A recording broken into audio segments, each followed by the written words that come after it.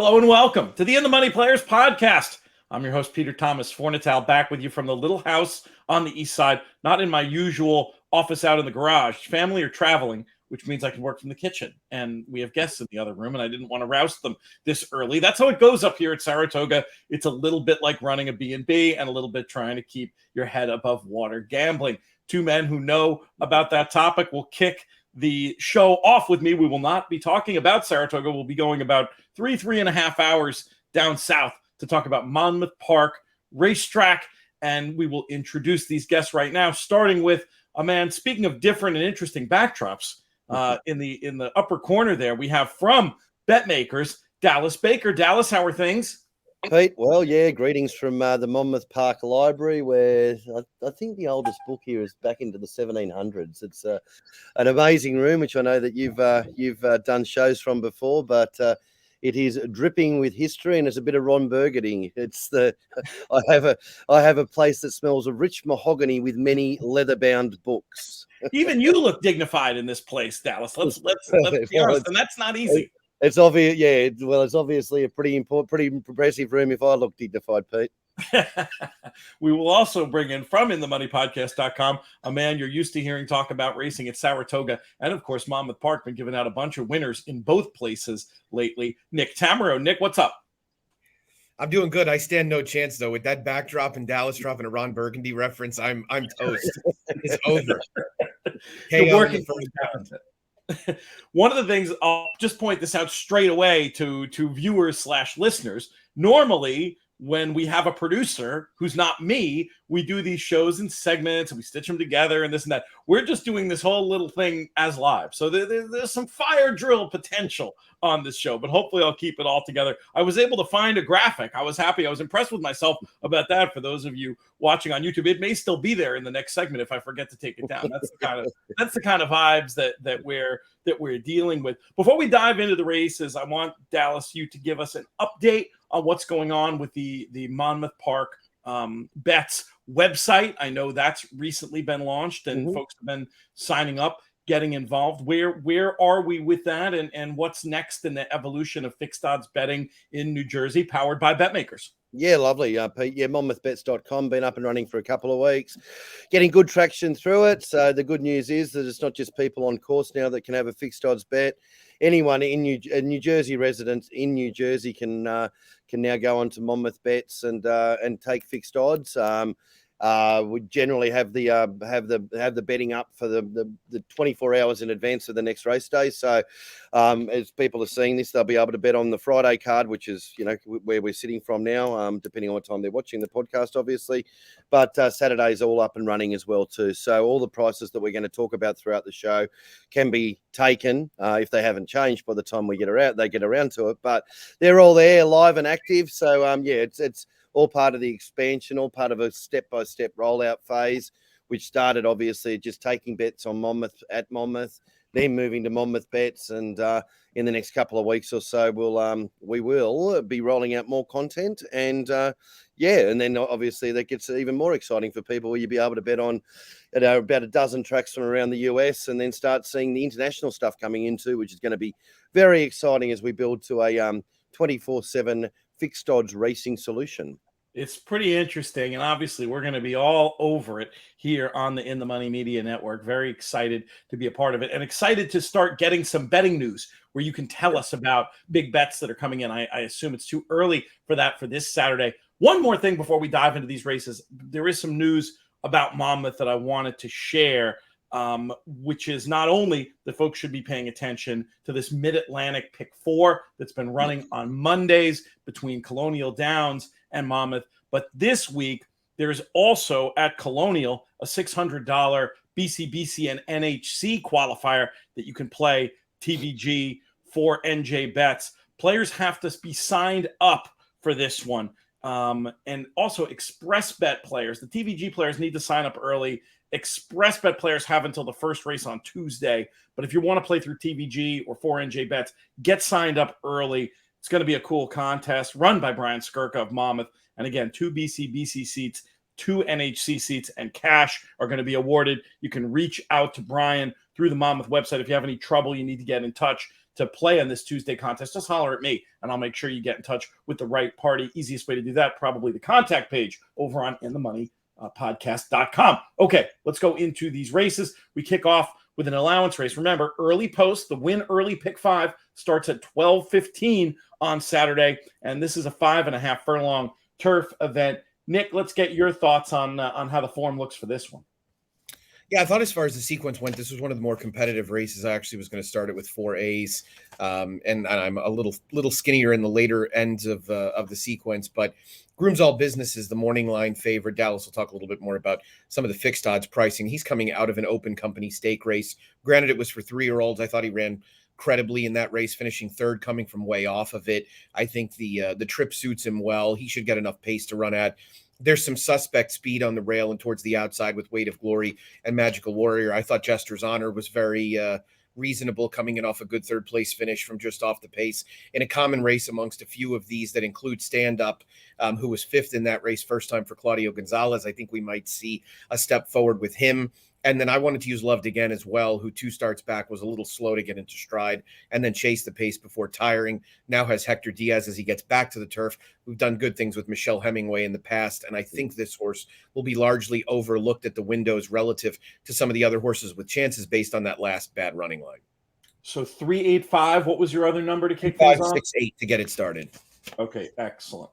All right, that's what we'll do. Now, let's talk about the fixed odds betting in this race. Groom's All Business, 5-2 on the morning line. Where did you open this runner up, Dallas? Yeah, it is a really interesting betting race, Pete, because there's a couple there that you want to try to keep safe, but you've obviously got to form a market as well too. So Groom's All Business, I think, a pretty obvious favourite. We're 2-1 or $3 decimal at the moment, and I think that's potentially can be a lot shorter than that. So I think it's a pretty good price at the moment, to be truthful. And then Jester's Honor, $3.80 or, a tick under 3-1 for in the fractional language. Michael Deeney, a trainer that obviously that usually trains a lot of winners here at Monmouth, hasn't had a great year, but there's signs that he's turning the corner. So that's a little bit of playing around with that. And then Claudio, who's just training brilliantly. His second run off the claim with Stand Up. Again, it's a 4-1 price, but that could very well be backed. These horses have been being well backed, and when they're well backed, they're deadly. So I would, for anyone who can't have a bet, I would keep an eye on monmouthbets.com, which that'll also for people who can't bet on it, it gives you a good reference point, because those prices are going to be very close to what the tote price ends up, and you're going to see them, half an hour before the race or a little bit. They obviously move around, but it's pretty much where the tote price will generally end up. And if you do see some money for number 6 Stand Up, I would follow it, because, as I said, when a Claudio horse has been backed, it has you generally hurt us and won well. I think that's a good point for anybody getting involved in the win early pick 5. These markets will all be out there, and no offense to morning line makers, but I'd rather, if I was looking for a little bit of a perspective on what price horses were going to be looking at numbers that are actually going to be taking bets on them. Let's pivot quickly. The way the market's been worked out, like it's very close to even what we open up with is, never too far away from the tote. Obviously, you have variances and whatever, but generally, that'll give you a good guide to what the tote price will end up. Let's talk about the second race. 2-year-old New Jersey bred maidens, 6 furlongs on the dirt, and we've got a big hunch play in here for our friends at the Bet Makers with number 5. Fixed odds, the second-time starter that showed some speed and caught money at getting bet to 3-1. Are you aware of the story of this one's name, Dallas? And how? No, I'm not, but I think it's a very, very well named horse, Pete. Congratulations to the connections. But I can tell you what it is. It is the 2-1 favourite. It is also engaged here on Friday too. So the scratchings I haven't quite seen yet. So, but entered in Saturday. At the moment, it is the 2-1 favourite, just ahead of Steel Driven Man at $3.20 or a tick over 2-1. And next in line at 7-2, $4.40 decimal, Starstruck Notion. Nick, who do you want on your win early pick 5 tickets? Yeah, we'll see if fixed odds ends up running today or tomorrow. She's entered against fillies on Friday, against males on Saturday. So we'll see what decision is ultimately made by the connections. Steel Driving Man looked obvious. Kelly Breen, Paco Lopez. This is a horse by Tonalist, who's a 10% debut sire, but not a New Jersey stallion. So this is a horse that was obviously bred elsewhere, but born in New Jersey. And you've got a dam that was a winner herself. She's dropped 7 winners. So the good thing about this, as far as the Win Early Pick 5 goes, is it's the second. You can get some of the action from the Daily Double as a guide. But I would imagine that Steel Driving Man is a horse that'll take plenty of support. 4-5 for me, back up with the 1-2-6. 4-5 and a backup with the 1-2-6 as we move to the hinge of the Win Early Pick 5, which is race 3, $7,500 claimers, fillies and mares 3 and up, going 1.70 miles on the dirt. Nick Tammaro, will keep it with you. I think you got to take a stand somewhere in this sequence, and I'm going to do it with the 4 Blindside, who I think is going to get a bit of a pace set up in here. The 2 runners on the outside kind of only have one way to go. In Claudio, I trust. I'm going to take him second off the claim. This horse was a little far back last time out relative to where the leaders were, but the pace was fast. And I think that kind of negated a bit of her late run. I think getting to the 2 turns where she can be a 1-run closing type, I want to give her a chance. So I'm just going to use the 4, back up with the 2 and 3, and hope to get through this with a decent price. All right, makes sense to me. Dallas, what kind of price are we looking at for Nick's pick blind sight in this race? Again, we just have to be safe on Claudio the time. I mean, if you what's the definition of insanity? You keep doing what you're doing, you're going to keep getting what you've got.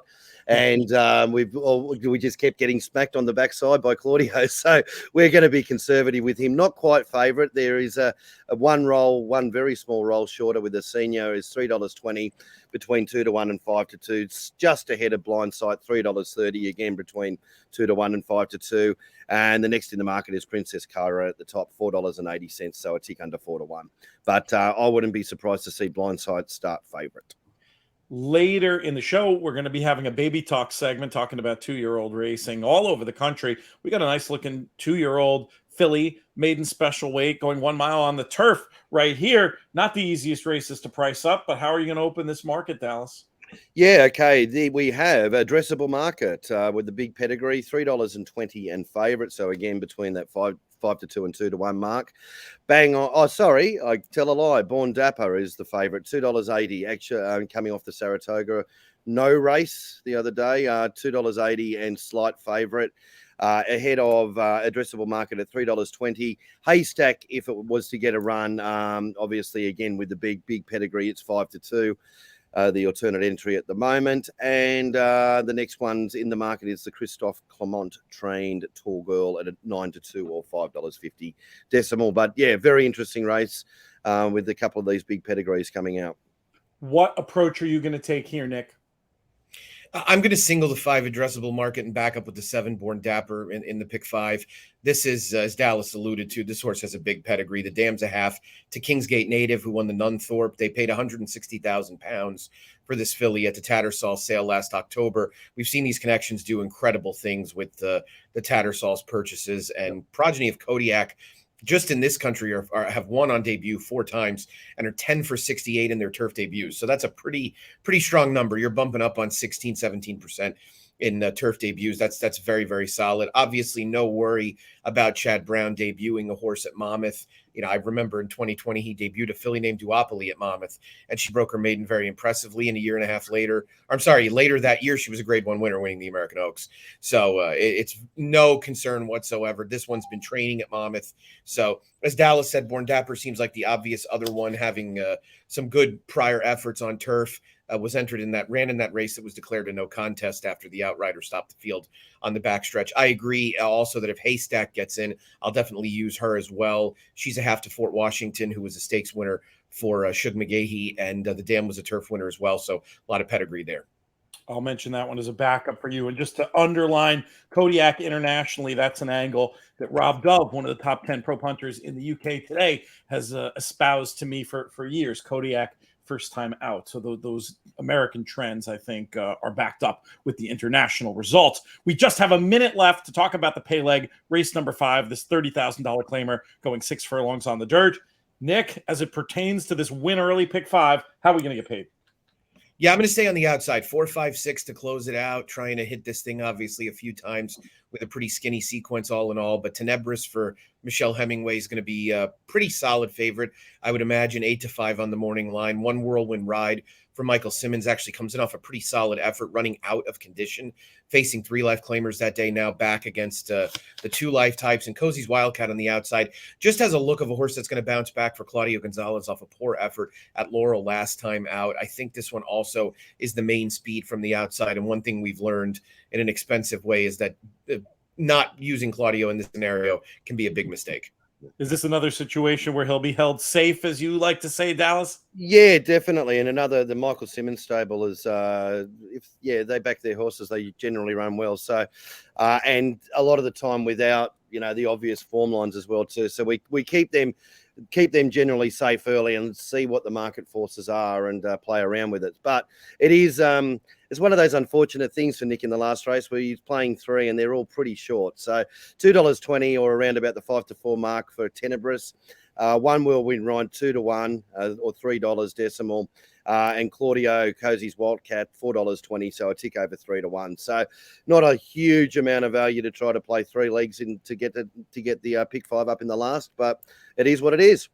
Sometimes you just have to get stuck in and have it for a multiple number of times. It's probably not one you're going to want the minimum amount on with so many live looking favorites in the sequence, but you can make that pay as well. Gentlemen, we have our next guest waiting in the green room, so I'm going to bid you adieu and thank you, Dallas, and thank BetMakers, this exciting new way of betting where you get value in the palm of your hand because the odds you bet are the odds you get. Thank you to you and the BetMakers team, and we're going to be expanding our coverage very soon. We'll see you guys soon. Look forward to it. Thanks, Pete. Thanks, guys. All right, next up on the show, very happy to welcome in another pal who is a regular coming to us from Medallion Racing, tailor-made partnerships. He is Phillip Shelton. Phillip, how are things? Yeah, doing great, Pete. How are you doing? Life is good, man, and I'm excited. It seems like there's some good things going on in the Medallion world. You guys have some runners pointed right up here to Saratoga, if I understand that correctly. Yeah, hopefully we'll have Bella Sophia back for the ballerina at the end of the month. A little disappointing last time in the honorable miss, just kind of the way the race played out. I tell everybody, I said sometimes those 4-horse fields are a lot harder to predict what's going to happen than an 8-horse field where you kind of can figure out what's going to happen. Jockeys have less options in bigger fields, and smaller fields they have a lot more options, and it makes the races a lot more tactical. But came out of the race good, so yeah, we're excited, and that number, the race came back really fast, which is another thing. I think just hopefully we come back and reversal of fortunes in a few weeks.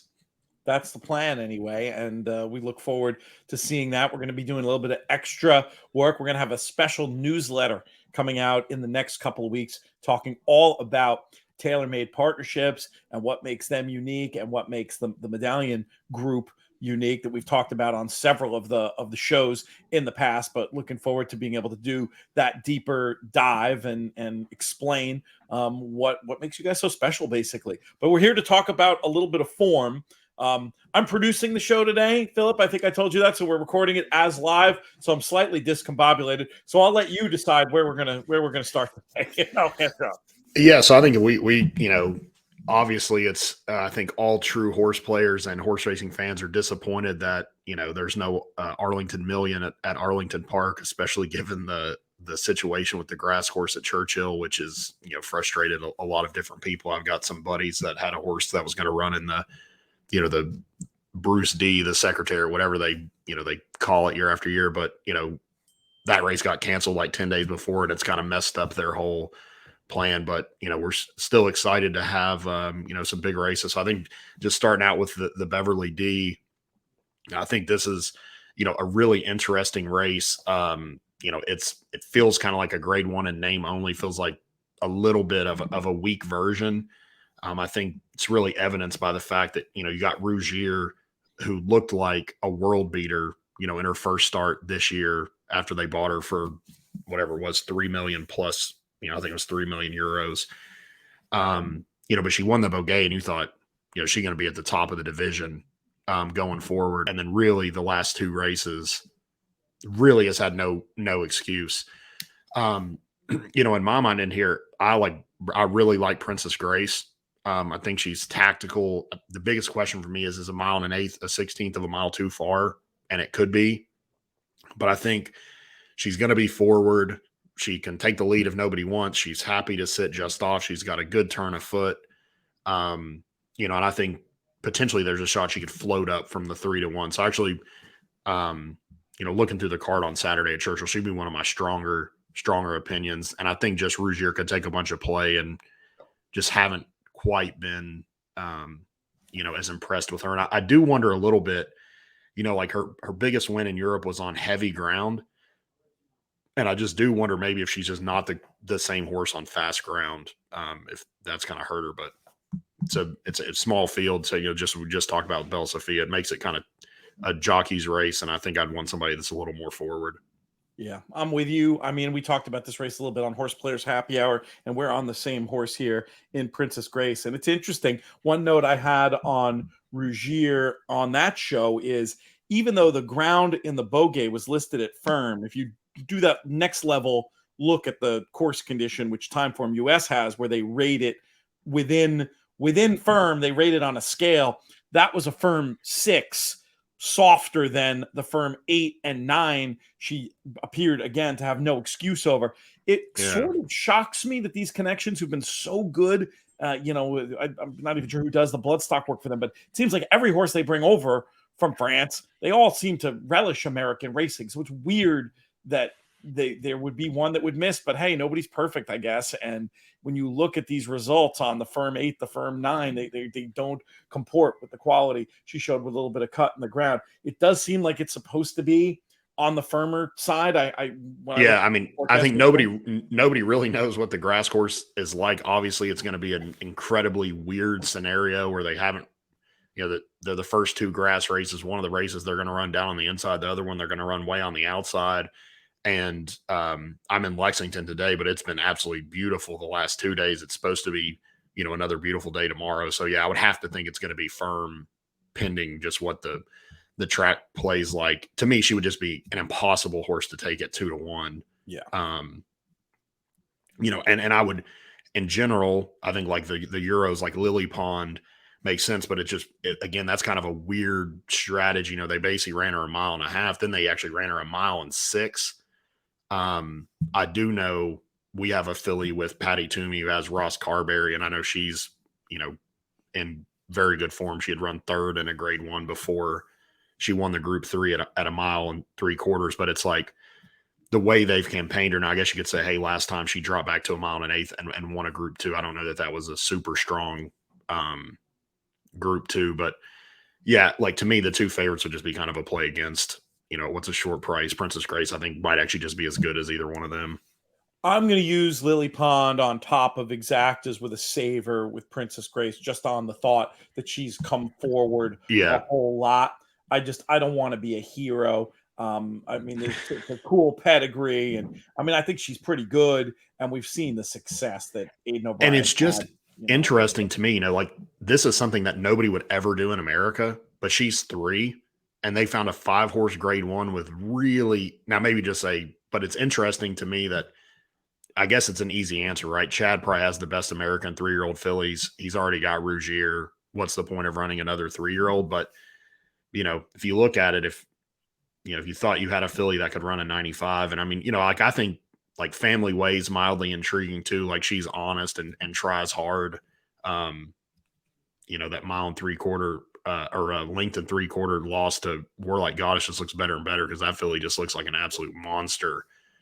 At a distance that's maybe longer, but yeah, I think it's to me, I might try to be brave and just say, hey, I just don't like the other 2 enough to want to invest a bunch of money in them. No, and I agree with that. I'm going to play most of my money on Princess Grace to win, and then there will be a saver to get the stake back. Yeah, and, maybe double up 5-3. And I think that's something I try to talk to our partners about. One thing we always do is we have like a suggested $100 bankroll, but in every race.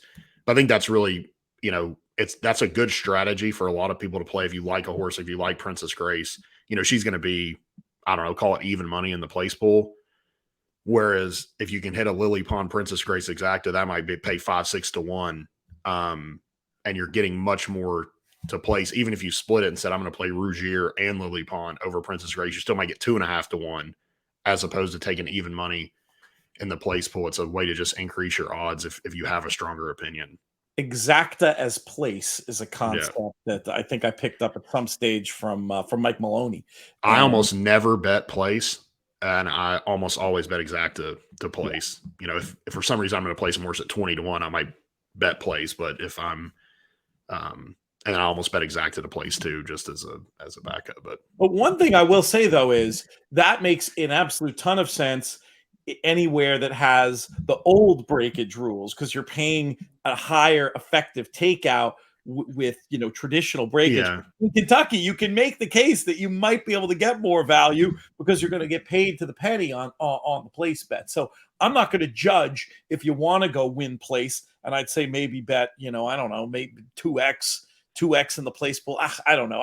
As I say it out loud, I still kind of want to stick with my strategy, but I will say this: penny breakage brings it into play, especially in a bigger field. I think. Well, it's a no-brainer. I mean, I think every state has got to go to it at some point. It's, before you could have said the technology was limiting, but now the technology isn't limiting, and it's an absolute no-brainer. Puts more money, and you and I both know, like, that money just gets churned back. So it's better for everybody. The pools are better, That's the idea. It ends up being an absolute win. So hopefully that's something that's coming.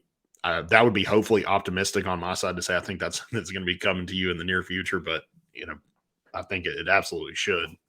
We have a few minutes left, Phillip. Let's talk about this Grade 1 Arlington Million and a field of 9 going postward in this spot.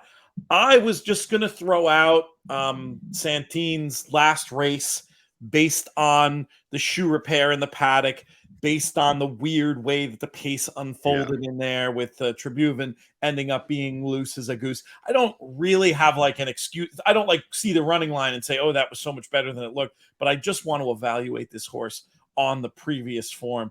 Now, the Churchill turf course in May isn't necessarily the Churchill turf course here on August 13th, but, it doesn't hurt to see a win over the course and distance. I was going to stick with this one. Very curious to get your thoughts. Yeah, I think that's an interesting thing, because I actually, when I was going through it, I looked at set piece and said, well, he's 4 for 5 at Churchill, but really none of that's on the new course. It's all, you don't know how much to even put into it now. I thought, to me, you look at the form and Smooth Like Straight kind of stands out, but is he going to want 1 mile and 1/8, which is a complete question mark. And I actually think there's other speed in here. I like set piece just because I think he could get the right kind of trip if the speed does stack up. And I actually thought, to me, like Cavalry Charge was interesting. He runs at Churchill in the Turf Classic, doesn't run very good, but he doesn't break, and he's really just never in the race. A couple early this year at Fairgrounds, he wins the Grade 3 at a big price. He then comes back, only gets beat 3/4 of a length by Santine. No shows in the Classic after not breaking. Stretch him out to 1.5 miles. He just doesn't get the distance. And then I thought he ran well enough last time, and his numbers aren't way off. Like if you look at Santine, I mean, he's basically run 2. He's run a 101 and 100, so they're basically 4 points at their best apart. And he's going to be an absolute bomb, and he could get the right kind of trip sitting in behind the pace. I just think, to me, I love Smooth Like Straight. He's a really cool horse, and he is honest, but he feels very vulnerable at 1 mile and 1/8. And I just think with the other speed in here, I might play set piece and just try to get a horse like Cavalry Charge kind of in the mix. The other horse I would want to play is Admission Office, just underneath. I've always loved this horse. He came back. He won this year on the Churchill turf course, where he just came absolutely flying late. He's got a big kick. He's got to run a little bit faster, and he's 7. I'm not sure that he's quite as good as he used to be, but I think he's a horse that has some ability and could get the right kind of trip as well if the pace plays out like I think it could. Good stuff, Phillip. Really appreciate you coming on, giving your thoughts. Do you have a quick, I didn't prep you for this, but did you have a quick 4-star Dave thought? I was just curious to see if you had some in the 30 seconds we have. I want to play Maiden. I just thought the trip he got last time, like he was just miles the best, but it was terrible trip. I think he could get the jump. I think maybe Get Smoking sets the pace. Maybe he sits just off, gets Regal Glory. They've come out and said she's not the easiest horse to ride. She's obviously very good, but I don't know that I'd want to take what could be 6-1 or even money. Now, with that said, I wouldn't be shocked to see Maiden get absolutely hammered either. But it's not like he's going to be some big value play. But I just thought he won last time in spite of his ride. And I don't even know his ride. It was just the trip he got. So to me, I think he's probably pretty good. I think he's the best horse in the race. And at anything close to the 2-1, I'll be lumping in on him. Good stuff. We will have you on again very soon, my friend. Appreciate your time here today and look forward to hearing a lot more in recent weeks about Medallion Racing and the TaylorMade partnerships on the bloodstock side. We're gonna let you off the hook for that. We're gonna bring Alan in. All right, that sounds good. I'll put the pressure on. Well, you've set a high standard within the company for media appearances. Yeah. Well, happy belated birthday as well. Oh, thank you, my friend. And best of luck this weekend. Cheers, buddy. We'll talk soon. All right. Thanks, Pete. And with that, we're going to pivot right away to our Baby Talk segment. We've got a returning guest from Gainesway Farm. He is Ben Gowans. Ben, how are things? Great, Pete. How are you? I'm doing really well. I'm being funny because as I've mentioned to the other guests who've come on, and everybody's been really timely, and that's helping me immensely. I'm allowing the guests to help me. Normally, I have my little rundown and I'm guiding everybody through, but I'll let you choose where we begin talking about these 2-year-old races on Saturday, and you'll be doing double duty. We're going to come back for a special show on Sunday because there's so much 2-year-old racing. Great 2-year-old racing. It's just perfect for the Baby Talk segment brought to us by our friends at Gainesway Farm. Where shall we begin? Well, I think the most exciting, maybe not from a gambling standpoint, but the most exciting matchup this weekend is the Saratoga Special. That is not this early in the year. Do you often have a 2-year-old head-to-head matchup this exciting? Obviously, Gulfport's been brilliant in both starts, but he has a real foe this weekend at Damon's Mound. I was there on Stephen Foster Day for Damon's Mound, and breathtaking performance. And we'll see. I mean, obviously, you're going to get probably twice the price on Gulfport. I think the morning line's about 4 to 5, 7 to 5, or something like that. But I would say Damon's Mound will be more in the 9 to 5, 2 to 1 range. I mean, I think Gulfport is a pretty strong favorite at the windows. How do you separate them? If I forced you to make a bet on this race, how would you do it? It's tough. I don't, from a gambling standpoint, it's probably a race I would never bet. I don't have that strong of an opinion, but I think, like I just said, if it does turn out that Damon's Mound is twice the price of Gulfport, I don't think he's far off as far as a win chance. I was very impressed by his first race, and obviously Gulfport's been brilliant as well. But you have the horse up from Gulfstream on the rail that's going to definitely go forward out of there. So I don't think Gulfport's going to get away with anything easy, and Damon's Mound will likely just sit behind those two, and we'll see. The 6.5 furlongs can, if they do go, they've gone very fast in this race before, and the 6.5 furlongs can catch up to a horse that might be tiring late. Where shall we head next? We got some more 2-year-old stuff at Saratoga. Does it make sense just to for ahead sure. to race 7? Yeah. So race 7's it looks like a pretty loaded 2-year-old colt race. You got a lot going on in this race. I think, the horse maybe to start with is the rail, Lucas. Obviously, Dwayne's he's back in a big way this summer with his 2-year-olds, which is an exciting thing to have. And as you know, with Dwayne, often his 2-year-olds have speed, at least his good ones. And this colt was very fast. I know they liked him quite a bit going into his first race, and he just got a little tired late. So he's going to go forward from the rail again, and with that start under his belt, I'd imagine he'd be a horse that makes a lot of sense. I have a note on him. I have a note on him to pass along that I thought could be absolutely nothing, but could be interesting. It had looked like, according to one of the Clocker reports I saw, that Pratt had worked Black Rain at some point.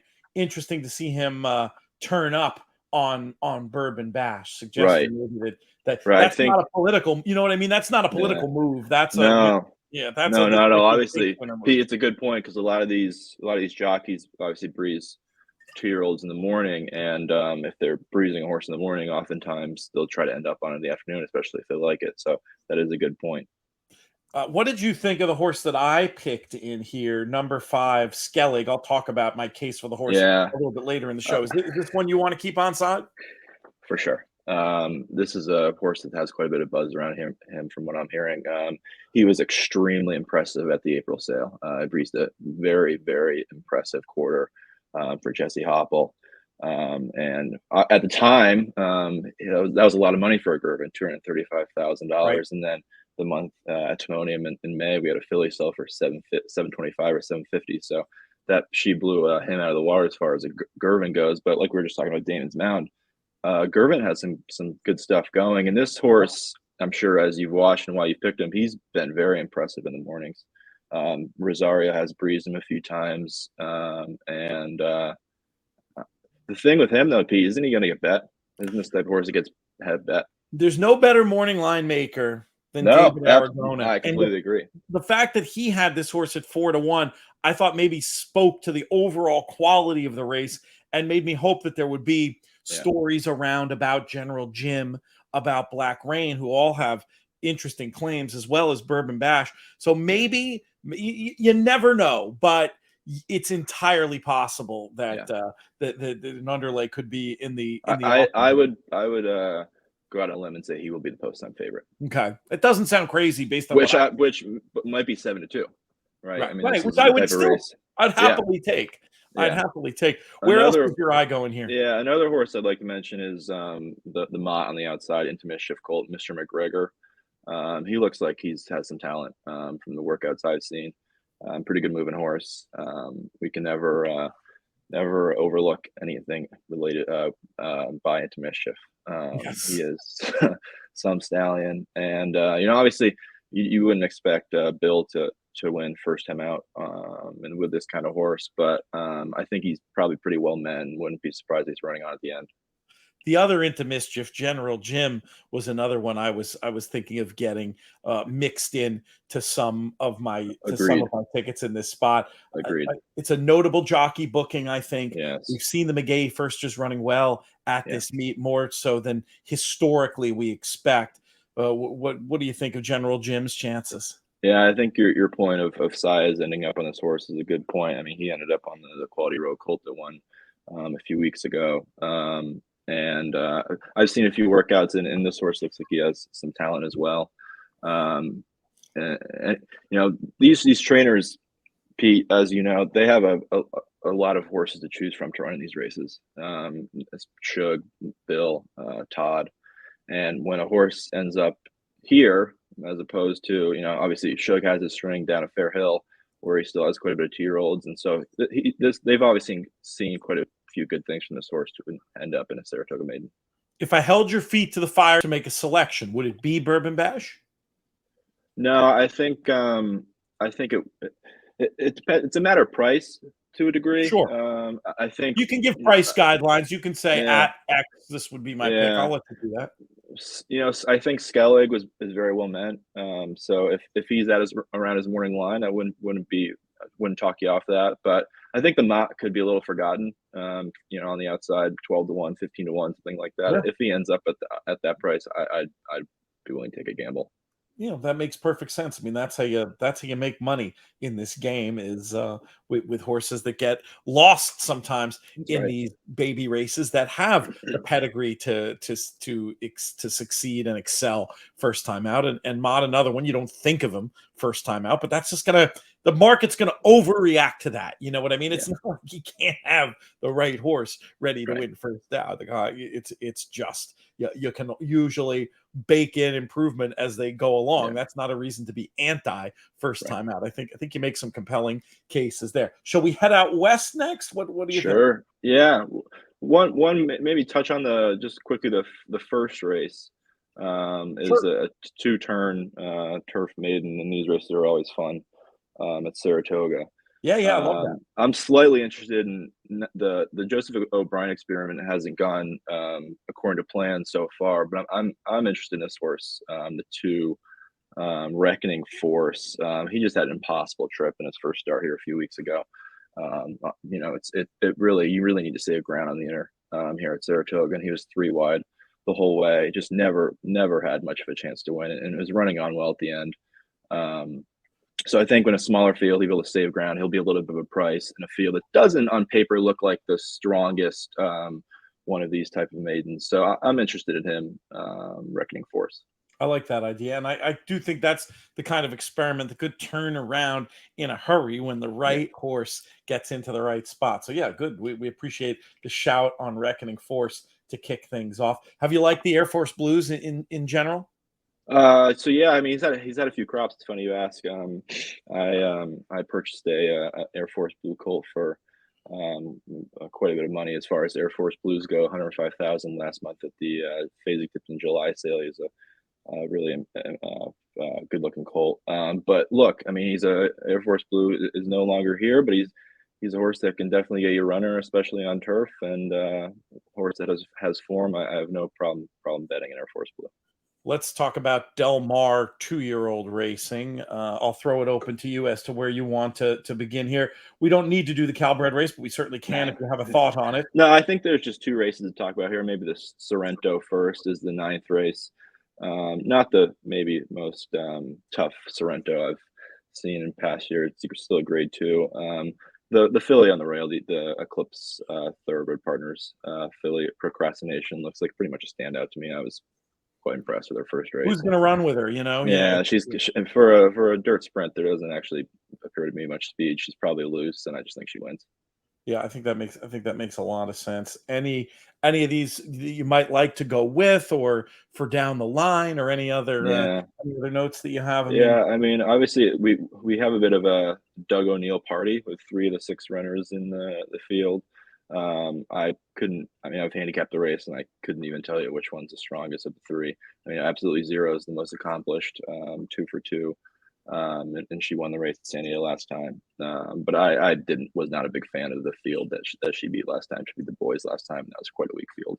I also worry that even though it looks like she has speed, and you'd think with 3 in the race, one of them is going to try to go with Procrastination. I'm not sure she has enough early foot to do that. So we'll see how it plays out. But I think we're in very similar camp that Procrastination is just going to take all the beating and probably will be shorter than that 8-5 on the morning line. How about this other 2-year-old? Yeah, so we have the 7th. It's we were talking about at the time of year where these 2-year-old colts are unveiled and fillies, and this is another loaded maiden race. It's interesting. I'm not sure why, but this True Hood, who's now scratched, he was entered as the 9 for Bob Baffert.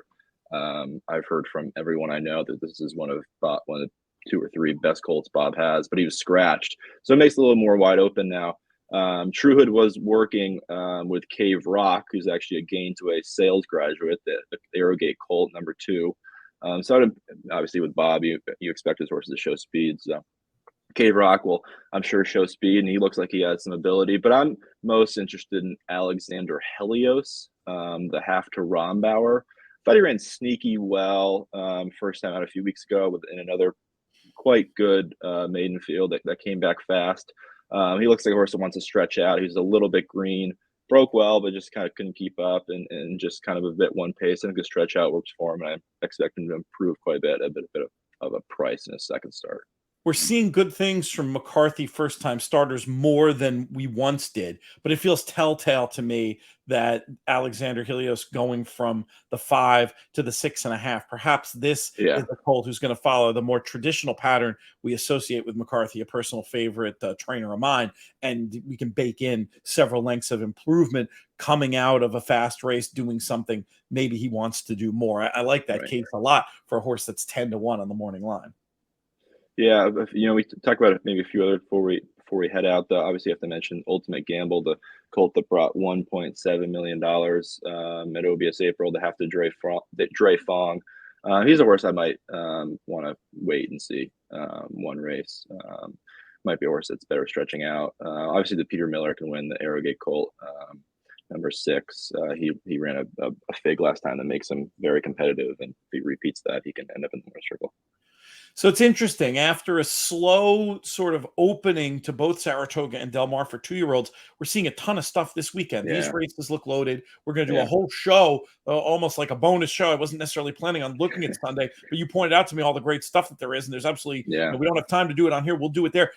My theory when Nick Tammaro and I were doing some review work earlier in the meet was that this has to do maybe a little bit with modern training methods and just the racing calendar and the stakes calendar in general, that trainers are preferring to have them debut around now, just to especially if they're having Breeders' Cup dreams, to have then one perfectly timed prep and just and go on to the Breeders' Cup juvenile races. Do you think there might be something to that, or do you have another explanation for why? I think that's fair. Obviously, all trainers value timing as much as anything. They're always thinking ahead, always thinking of the next race.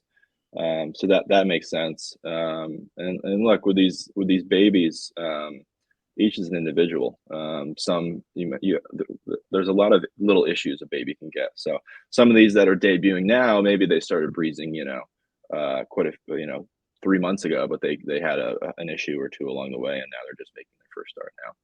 Makes perfect sense to me. All right. No good deed goes unpunished. You're coming back soon.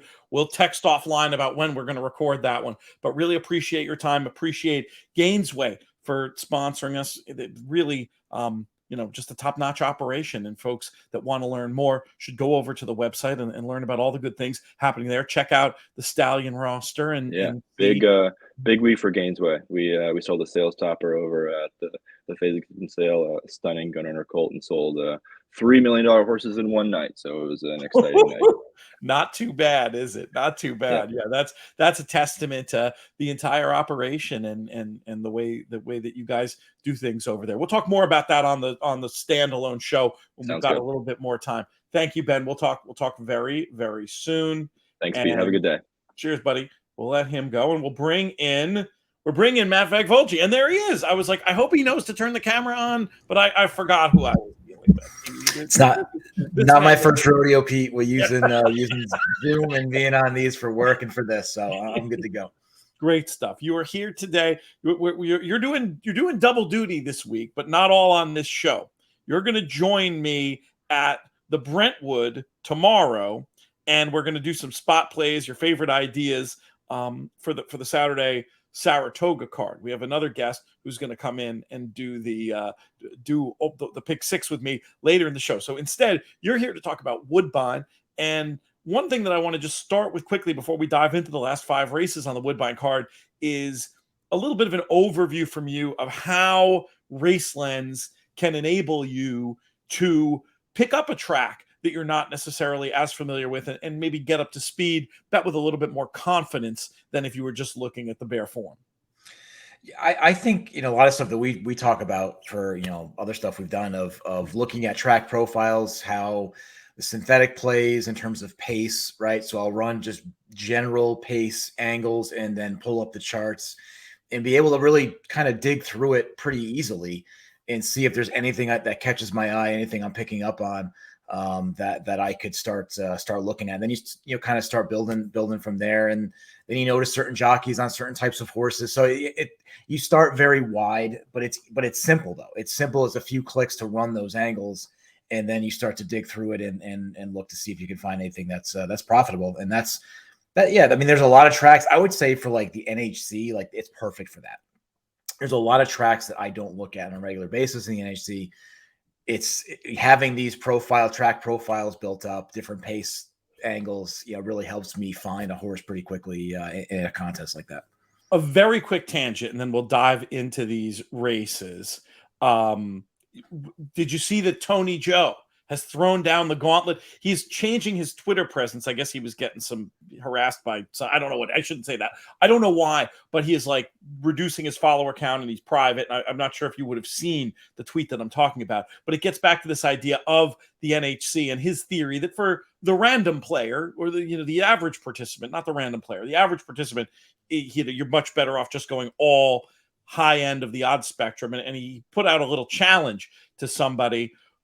I don't think it's necessarily going to be appealing to the likes of you because it doesn't allow you to mix and match. It's just he wants to play. He has some way of grading out the effect if you were to play all the higher odds horses versus all the lower odds horses. Did you see what I'm talking about? I did, and I chimed in, and it's probably one of the dumbest things you can do on Twitter is to chime in on something like that. Not from Tony or any of the others that I have respect for on there, but I just listen. I just my response was, I've had success at the NHC. I went to the final table. I finished third, walked out of there with a 6-figure check, and I had one cap horse, right? So I can kind of argue the other side of it, that you don't have to bet those horses all the time in order to have a chance.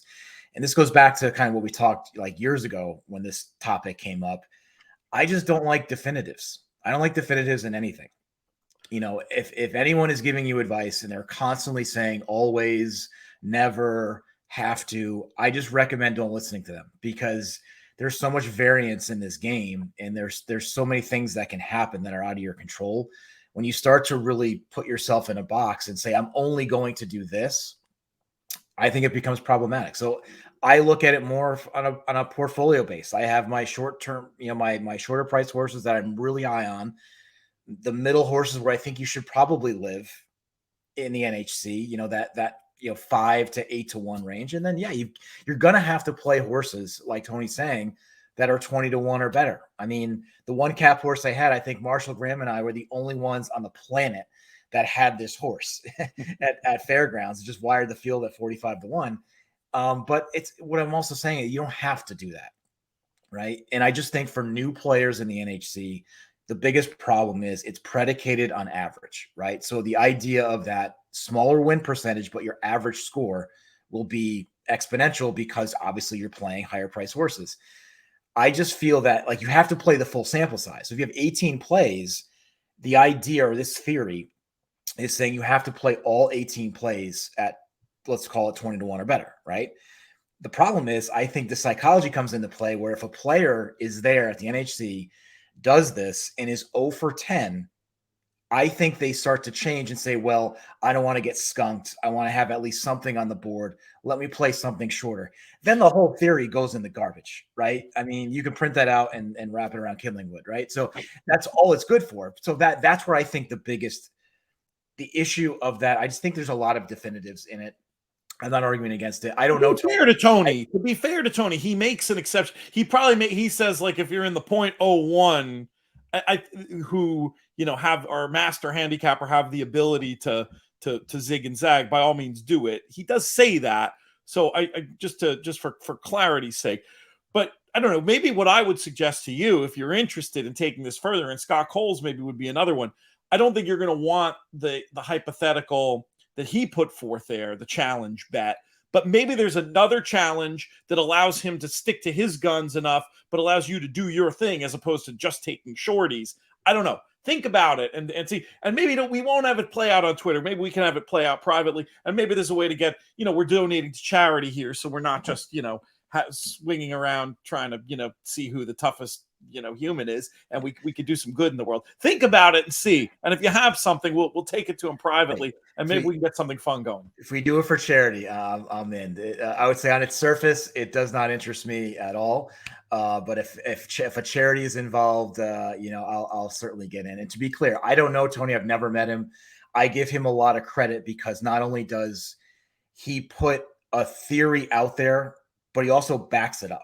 Right. He puts everything out there, his analysis, his numbers that went into it, and why he thinks something. So there is a subset of data, unlike the other 95% of Twitter that just says something and it's ridiculous and there's nothing to back it up. Right. So I give him credit on that. Again, I don't know. I've never met him, but that's one thing I will give him credit is that he I think you like him. I think you like him. We'll talk more about this. This was a longer tangent than planned, but I think it's okay because I think the next guest might be a minute late. So it's going to actually reduce my stress levels to now have good stuff to talk about with you. Yeah, doing these shows as live, this may be a one-time experiment. It's just too stressful for me, but but I think it's been good content so far. Let's dive into these, if I do say so myself. Let's dive into these races, my friend. Starting off with the first stakes race on the day, which is race number 7, the grade 3 Trillium Stakes. Boy, really interesting full field. turning up here. An old favorite of mine in Lady Spite Spear, who I definitely want to keep on side.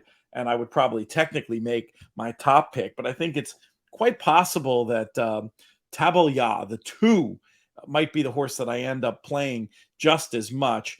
Did not do much the last day, to say the least. But I think this was an instance.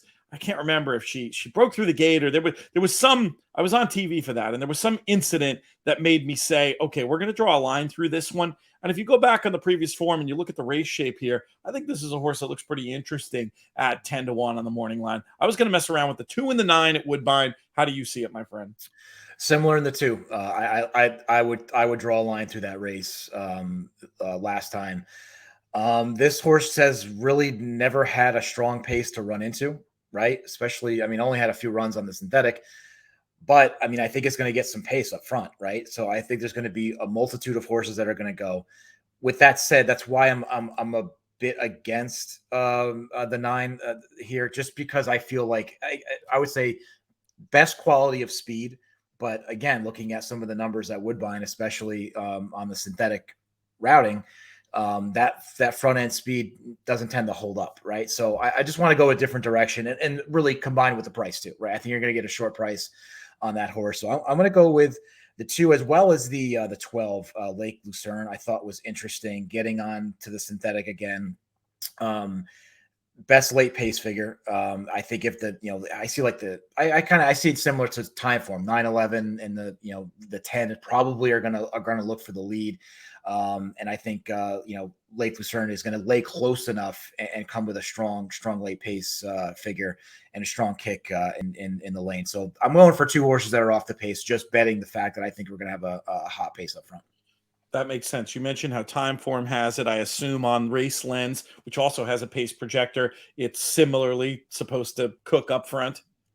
Yeah, if you look at Race Lens, if you go to the True Odds feature, click on that button there. It'll give you the pace analysis, all parts of the pace, so early, middle, and the late pace as well. I make my own pace figures. My pace figures show it to be hot. So does time form. So we're all kind of leaning in the same. So what that's going to mean. There's going to be a slow pace, and just Lady Spike Bear just burns them all off. And right. But no, I do think there's going to be. I think there's some need to lead types in this race, and I just want I want a price, and I want something coming from off it late in the race. You have to go with what the data tells you. But of course, as we've said many times, jockeys and their agents handicap too. My thought was have the interesting horse. But there is a chance Lady Spite Spear is just too good, or could sit off. I mean, I don't think she's some lunatic. She does her best work on the front end, but she's not some lunatic need the lead horse, No, I agree. I agree. It's best horse in the race. I'm just looking for prices around it, hoping that maybe gets caught up a bit in that hot pace. I get it. Race number 8 is the Grade 3 Bold Venture, going 6.5 on the synthetic. Who did you like in here, Matt? I like the top 2 horses I'll play here are the 2 Avies Flatter. I think is really interesting. Again, I think this is another meltdown potential type of race on the front end. I'll go with kind of both sides of it, and I've got some bombs here that I wanted to throw in as well. But I think the 2 Avies Flatter can, again, I think sit a good trip. Not too far off the lead, is going to get some pace to run into. You go back to that. It was on the turf, but back in Woodbine in October, won a nice Grade 2, just sitting off that hot pace and coming in late. I think could replicate that type of trip. I'm going to include the speed though as well. I know I'm going to sound like I'm talking to both sides of my mouth, but again, this horse is proven to get to the front, to really endure some really strong pace figures and hold it. So I love horses that prove to get to the lead, stay on the lead, get brave and strong, and stay there. So at 12-1, I'd love to take a shot with that horse as well. That's Nobles. That's a 7 that I'll be looking at as well. And the 2 bombs I wanted to look at, again, coming from off the pace, the 3 Candy Overload. Again, just strong late pace figure. It's going to come from the clouds, but again, we'll be rolling late if it's hot up front. And then similar as well to the number 9 Last American Exit, which I find interesting.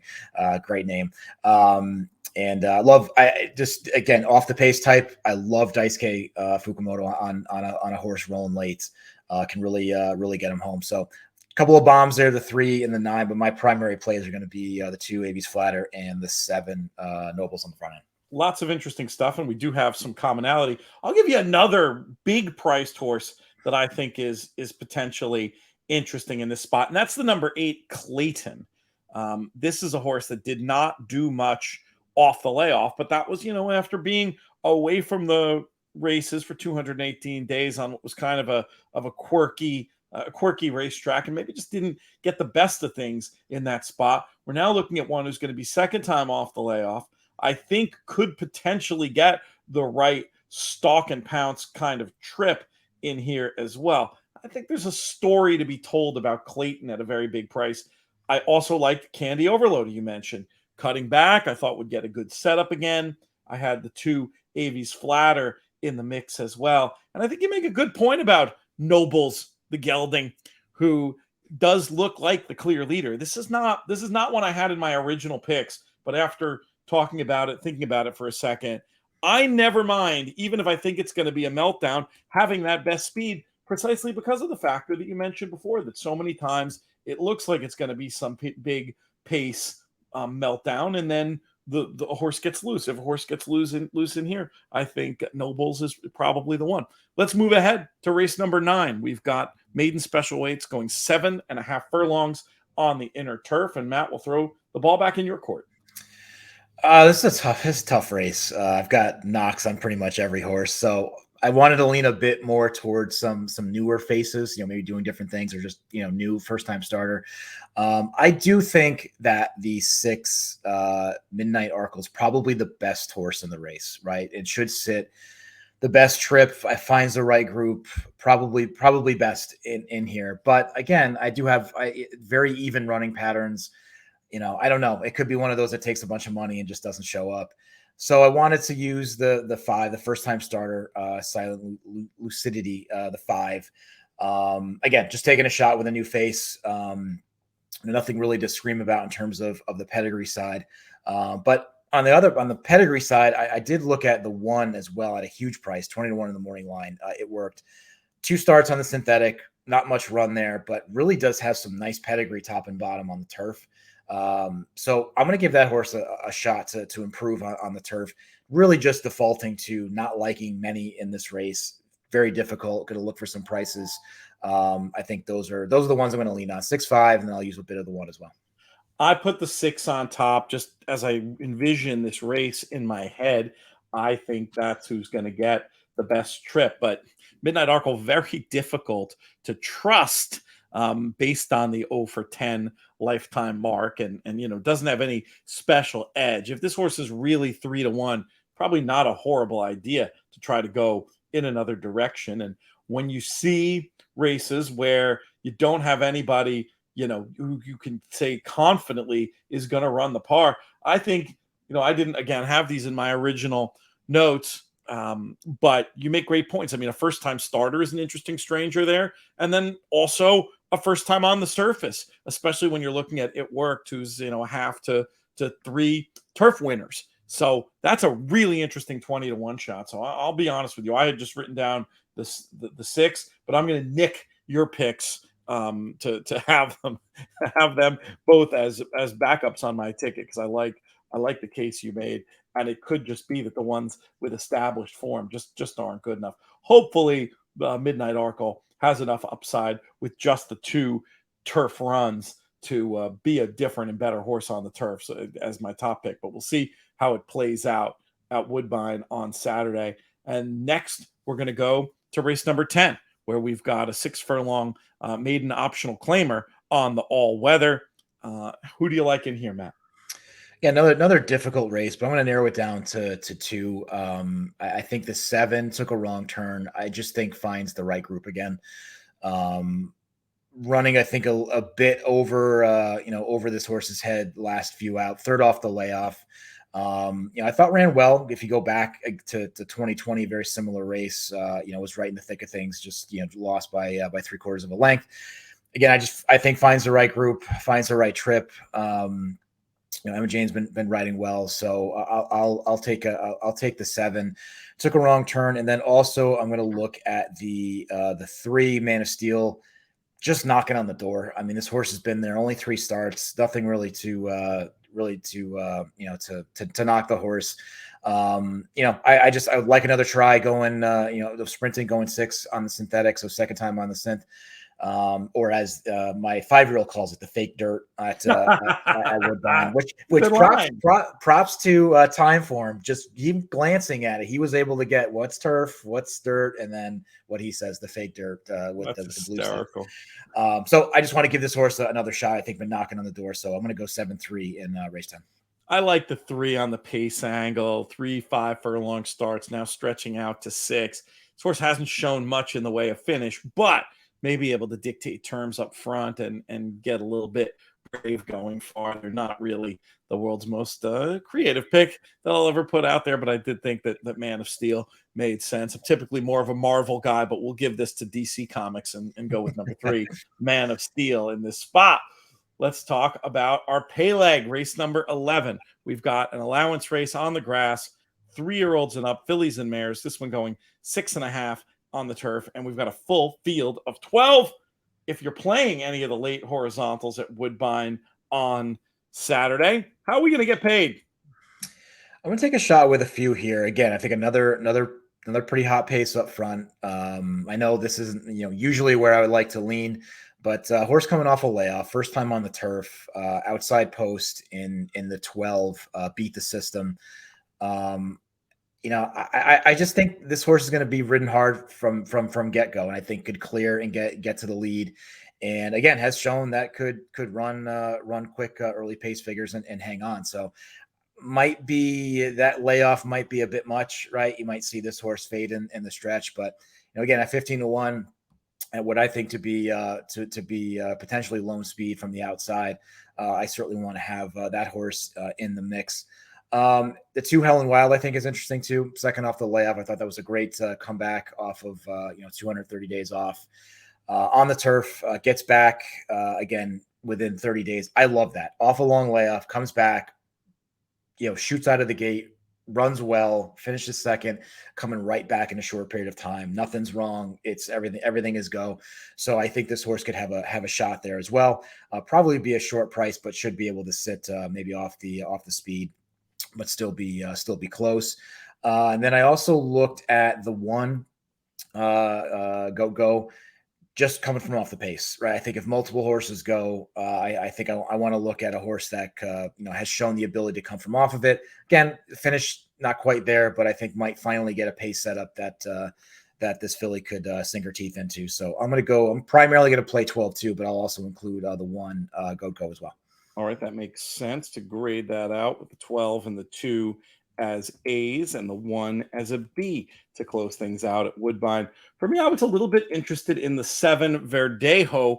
This horse getting onto the turf just looks in very, very sharp form for a hot barn. And I like the fact that the lone turf try a long time ago was a move into a hot pace. I thought that maybe that masked some ability because the figure that she ran back then in that race was actually higher than the synth figures that surround it.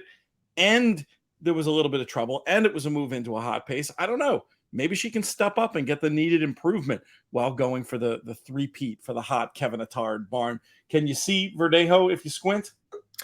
Yeah, I can. And you make a great point. The barn is extremely hot. So that's certainly something you want to pay attention to. I've got, let's see. Yeah. Time Form pretty much the same as mine. Got it sitting, middle of the pack and as shown to finish, right? I mean, that's something that you want to see. The horse, when gets challenged, can fight back and also fought through some pretty slow figures as well. So no, I definitely can see Verdejo in the mix. Great stuff. Really appreciate it. We've got our next guest waiting in the green room. Matt, we appreciate you. We appreciate our friends over at Race Lens.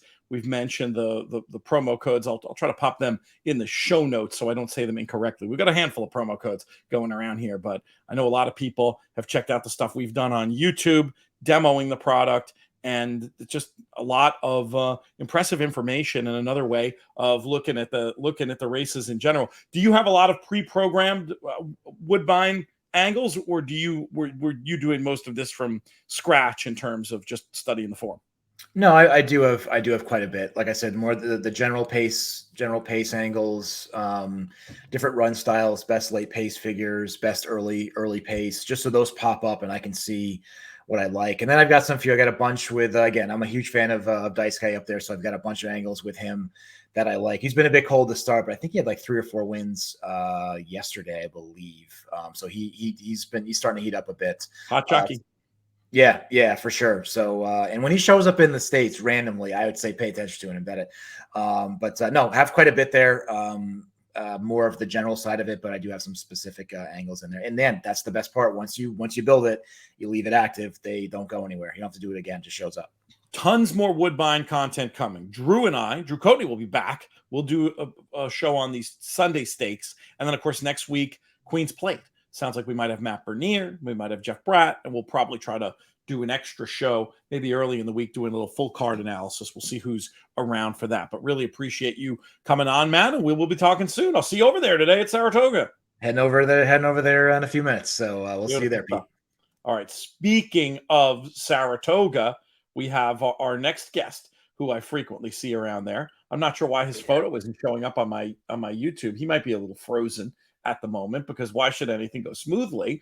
We'll see if we can get him back in here in a minute. But Jason Brinkman from America's Pastime Stable is here not just to talk about the pick six at Saratoga on Saturday, but also to talk about the upcoming TRF barbecue that we've been plugging. If you want to get tickets, if you want to get involved, you can go to our website with the TRF, trfinc.org/players. It's not really our website. It's more our page on the TRF website. And you can get information. I'm going to be there. Hopefully we'll get a JK cameo. And we've also got this loaded-looking silent auction that's going to be happening. Look, if you're a loyal listener, I will happily proxy bid for you. I'll tell you that right now. We'll find a way to make it work. So you're going to want to go to that site. You're going to want to see what that looks like. And from there, you're going to want to bid on some things. And if you reach out to me, you'll have the opportunity to do that. I think we may have Jason. Jason, are you here? Jason appears to be frozen. I don't know, Jason. Can you hear? If you can give me any indication of if you can hear me, always fun doing this stuff as live. I'm going to take you out of the picture here for a minute. I'm going to text Jason and see, and then we'll see if we can figure it out. I'm going to ask him if he can get to an area with better Wi-Fi, and if not, I'll just do the pick six today, and you'll be stuck with me, and maybe we can tweet out Jason's thoughts or something later, because the show must go on when you're live. But let's see if he can get into a spot with better Wi-Fi, and we'll go from there. Yeah, this is an interesting pick six, and we have this carryover going into today, Friday. So we will see if who knows? Maybe there's an opportunity for a double carryover even. But let's see what we've got as far as this pick six sequence goes. And I apologize for stallifying, as we call it here on the show. We're going to kick things off in race number 6, and I was going to try to get out with 3 runners. The one that I liked the most was number 3, Neuro, who I think just looks like the fastest horse and had a very tricky trip last time. You don't love backing 1 for 19 runners that are going to be near the top of the market, but I think this one really deserves the place at the top of the market. And I appreciate the fact that Neuro's done the best work, including running a figure top over the Saratoga sod. The other horse who I thought was really interesting at a price that I will use as an A is number 4, Giramonte, especially if this horse ends up being the price that I think he's going to be, double-digit odds on the morning line.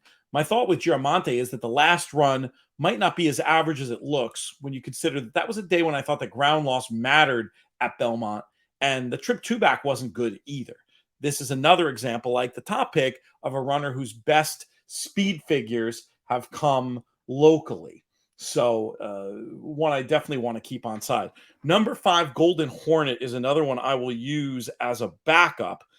This horse looks to be fastest on early pace figures, and I think that you can include on that basis. So yeah, the B horse will be number 5. Those are my thoughts on race number 6. We're going to make another attempt to bring Jason in. Let's see if it works. Are you there, my friend? He's not there, is he? He's not there, is he? We will have to bring Jason in another time. So let's continue with my analysis of this late pick 6. There's only one pick 6. There's no such thing as the late pick 6. But of course, jumping around, producing myself, trying to find my notes, not going so well. But now it's going better. Race number 7. We talked about this one earlier on the Baby Talk segment. Number 5, Skellig, I thought looked like the horse to get behind. This is one whose sire, as we mentioned before, is off to a fast start at stud, has a nice looking work tab. This dam has dropped 3 winners from 3 starters, 2 of whom cracked the exacta on debut. I liked all those things. The other one I wanted to use was number 7, General Jim, looking very strong off the workout 2 back. This is a horse that cost $850,000 and obviously into mischief, needs no introduction. And as we discussed with Ben, the jockey booking of Saez feels notable as well. I was going to back up with the 1 and the 9, but mainly play the 5 and the 7 in this spot. And we'll see if that's a way to get it done in the second leg of this pick 6, which continues with race number 8, a spot where I like number 1, Portfolio Company, the best, kind of master of the obvious here. This horse owns the fastest figures, gets a good inside draw. Horse is dropping in class and could be set for a peak effort in his 3rd run as a 3-year-old. Number 10, Constitution Lawyer, another one I really like. 2 angles I always give extra credit to. This horse improved the figure significantly in the first turf start and was closing into a slow pace last time. As far as B runners go, I'll put the 5 and the 11 in there with a focus on the 1 and the 10 in race number 8. Race number 9 brings us a horse that I was pretty excited to get behind in number 7, Happy Bob. This horse ran a solid debut race against a horse in Accretive who came back to run a very strong race in graded company. That run was a little bit better than it looked too, as Happy Bob did not break well. I think Happy Bob is a likely improver in this spot. Number 4, For Good, another one I wanted to use, probably has more speed than showing on debut. This horse was bet hard. That's usually a proxy for a horse that has speed and didn't break great, so that was muddled. But now has experience, has the addition of blinkers, and also more ground. All that stuff can bring For Good forward, not one I'm going to be losing to.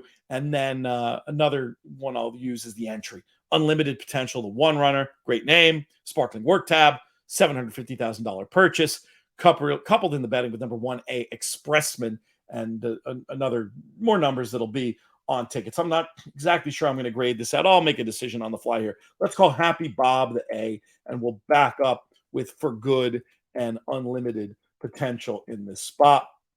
Let's see. Jason's popped back in here. Let's try one more time. We're trying one more time, Jason. If you can hear me, maybe turn off your video and see if we can just get your audio. We'd settle for that. The people want to hear you. So let's see if we can get that done. If not, and we'll dance from there. All right, let's see. We've got another crisis going on the phone. All right, we're going to punt on Jason officially, and I'm going to continue to wrap up with this pick 6 at Saratoga. Starting with race number 10, we've got stakes action here. Winning your in action for the Breeders' Cup, actually, in the form of the 4-star Dave. Number 5, Get Smokin'. Pure pace play for me for a rider who's having a very good meet, especially with longer prices than Castellano. If Get Smokin' gets loose on the lead, I think he could be gone in this short field. Number 3, Regal Glory. This is your most likely winner, I think. Her figures and form are the best in the race, and no surprise at all if she were to make it 5 in a row. Race number 11 wraps things up.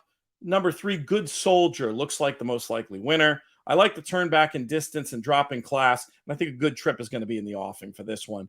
Another one I'll use at more of a price. Number 8, Strike Price. making the first start as a gelding on grass.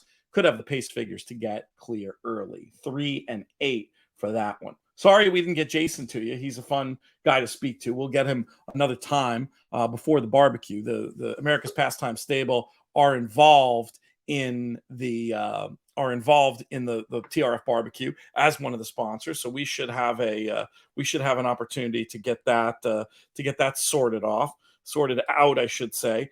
And then we'll get that more information about that as we go forward. Should be a lot of fun. We'll have digests of the picks, and I'll get I may do as part of the free newsletter if I can work it out. Jason's picks, because I would like to get those thoughts out there, and maybe we'll put a plug in the free newsletter. But you get all the digest of the picks for most of the segments we have. We don't always do one for Baby Talk because it's not really as purely of a selection thing. But if you're an In the Money Plus person, you can get those. To learn more about that, inthemoneypodcast.com/plus. And then, of course, there's the free email newsletter as well, inthemoneypodcast.com/email. Well, we're going to chalk this one up to a failed experiment. It was going so well until about 11:15 when everything fell off the. Actually, no, 11:30 when everything fell off the rails. But thank you for sticking with. Hopefully, what I lacked in professionalism in that last segment due to technology problems will make up for by having given out a bunch of winners. That usually heals all of the wounds. So let's head right to the thank yous. We'll thank all of today's guests. Appreciate their time and punctuality. We will also thank our founding partners. We've talked about the TRF, Thoroughbred Retirement Foundation. We'll also talk about 10 Strike Racing. Around here, we always love to root for the purple and black, and we're going to have Clay Sanders back in town for Alabama. I'm sure some other partners will be around. Marshall Graham coming in for the Travers as well.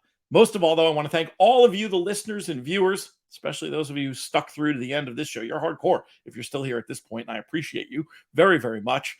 We'll be back very soon with more content. We got loads of stuff coming up this weekend. Lots of special Sunday content with the Woodbine Show, with the Baby Talk Show. We'll be covering the Mid-Atlantic Pick 4 on Monday. So yeah, lots of good stuff headed your way on the In the Money Media Network. Help us out. Subscribe to that newsletter.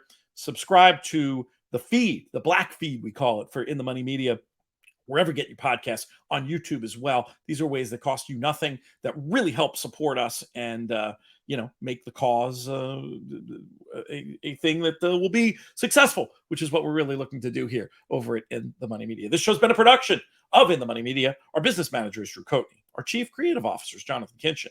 Oh, our man James Millar will be helping us out on the post-production end of this show. We'll thank him as well. I'm Peter Thomas for Natal. May you win all your photos.